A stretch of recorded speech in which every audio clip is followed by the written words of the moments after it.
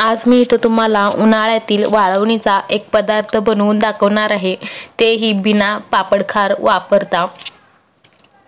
तर पापडखार वापरल्यानेच हे आपले पापड खुसखुशीत होतात असं काही नाही, तर बिना पापडखार वापरून सुद्धा आपले हे पापड खुसखुशीत होतात। तर आज आपण इथं रव्याचे पळी पापड बनवणार आहोत। त्यासाठी मी इथं रवा घेतलेला आहे। रवा आहे तो तुम्ही इथं बारकच घ्यायचा आहे। हे बघा इथं बारीक रवा मी घेतलेला आहे। तर 2 वाटी मी इथं बारक रवा घेतलेला आहे। त्याला पहिलं इथं काही आत कचरा वगैरे असेल तर असं काढून घ्यायचं आहे, नीट असं स्वच्छ करून घ्यायचं आहे। आणि एका भांडीमध्ये हे 2 वाटी रवा मी इथं काढून घेतलं आणि त्यानंतर त्याच्यामध्ये इथं पाणी घालून घ्यायचं आहे आपल्याला। तर पहिलं 1 वाटी पाणी घालून हे छान असं मिक्स करायचं आहे चमच्याने। आणि त्यानंतर दुसरी वाटी सुद्धा मी इथं पाणी घातलेलं आहे। तर 2 वाटी रवा आहे, तर त्यासाठी मी इथं 2 वाटीच पाणी घातलेलं आहे। आणि चमच्याने हे रवा आहे तो पाण्यामध्ये मिक्स करून घ्यायचं। आणि असंच आपल्याला हे रवा आहे तो भिजायला ठेवून द्यायचा आहे रात्रभर। रात्रभर भिजवायचं नसेल तर साधारण 7 ते 8 तासासाठी सुद्धा ह्याला भिजवून घेऊ शकता। तर 2 वाटी रव्याला आहे 2 वाटी पाणी आहे तो बरोबर होतं। तर हे बघा रवा आहे तो पाण्यामध्ये भिजलेलं आहे। तर ताट झाकून असंच रात्रभर ठेवून देऊयात। तर आता मी तुम्हाला इथं दुसऱ्या दिवशी दाखवत आहे, म्हणजे 7 ते 8 तासानंतर मी तुम्हाला इथं दाखवत आहे। आपलं रवा जे आहे तो छान असं इथं भिजलेला आहे। त्याच्यामधलं पाणी तुम्ही बघू शकता, सगळं असं रव्यामध्ये मिक्स झालेला आहे आणि रवा आहे तो मऊसूत असं भिजलेला आहे। एकदा असं चमच्याने मिक्स करून घ्यायचं आहे। आणि त्यानंतर आता आपल्याला हे रवा आहे तो शिजवून घ्यायचा आहे। त्यासाठी दुसरं पातेल्यामध्ये पाणी आहे तो उकळून घ्यायचा आहे किंवा गरम करून घ्यायचा आहे। तर इथं मोठं पातेलं किंवा कढई सुद्धा घेऊ शकता। त्यानंतर आपल्याला इथं पाणी आहे तो रवा 2 वाटी घेतलेला आहे आणि त्यासाठी आपल्याला 8 वाटी आपल्याला इथं पाणी घालून घ्यायचं आहे।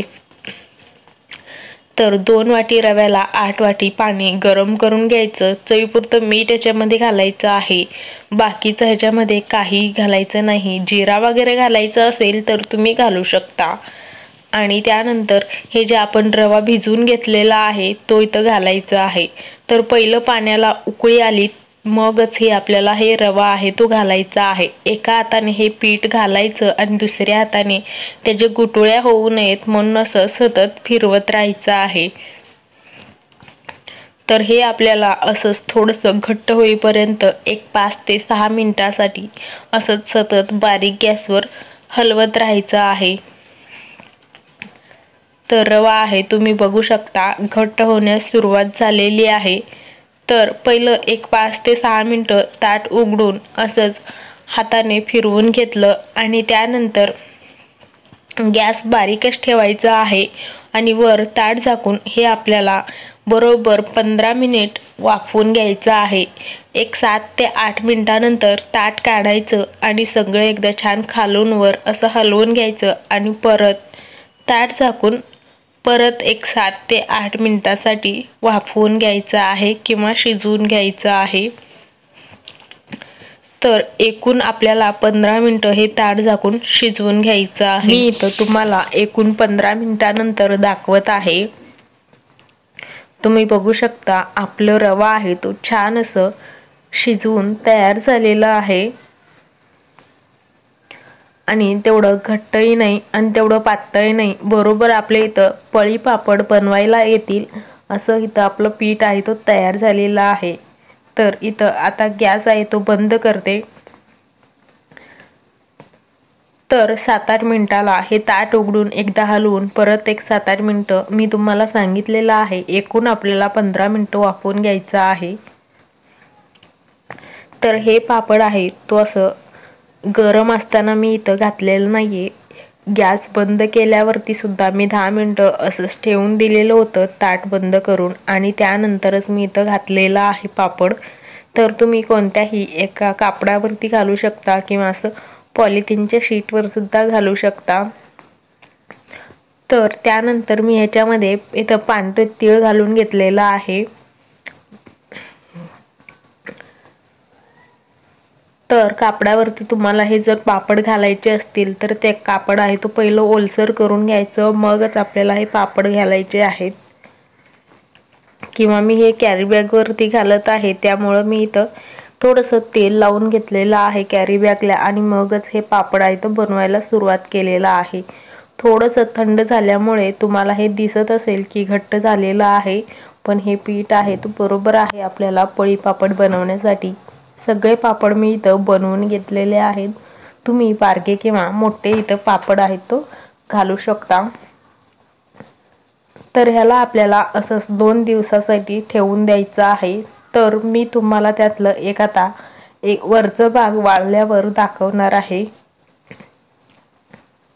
म्हणजे 1 दिवस इथं पूर्ण वाळलेला आहे। तर बघू शकता वरचा भाग आहे तो असं पापड वाळलेला आहे।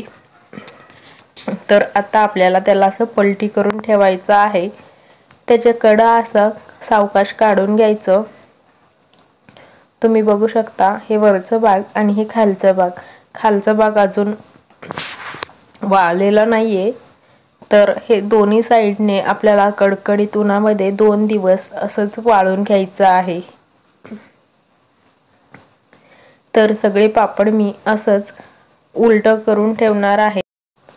आता मी तुम्हाला इथं 2 दिवसानंतर हे रव्याचे पापड दाखवत आहे। तुम्ही बघू शकता कुठंही असा चिरा वगैरे पडलेला नाहीये। तर त्यासाठी आपल्याला रव्याचं पीठ आहे तो बरोबर प्रमाणात आणि बरोबर 15 मिनिटे असे शिजवून घ्यायचं आहे। पीठ बरोबर शिजलं की आपले पापड आहे तो छान होतात। तर आता मी तुम्हाला हे पापड आहे तो तळून दाखवते। तळण्यासाठी तेल इथं गरम करायला ठेवायचं, छान असं कडक गरम करून घ्यायचं। त्यानंतर गॅस बारीक ठेवायचं। एक पापड घातल्यावर तुम्ही बघू शकता लगेच असं दुप्पट तिप्पट हे आपलं रव्याचे पापड आहेत तो छान फुलत आहेत। तर असंच 4-5 पापड मी तळून घेते, त्यानंतर मी तुम्हाला एक तोडून दाखवते। बघू शकता छान असं खुसखुशीत झालेलं असल्यामुळे लगेच असं सहजपणे हे तुटत आहेत। तर तुम्ही सुद्धा अशा पद्धतीचे रव्याचे पळी पापड नक्की करून बघा आणि व्हिडिओ आवडला असेल तर लाईक, शेअर, सबस्क्राईब करा। पुन्हा भेटूया पुढच्या व्हिडिओमध्ये। तोपर्यंत बाय बाय।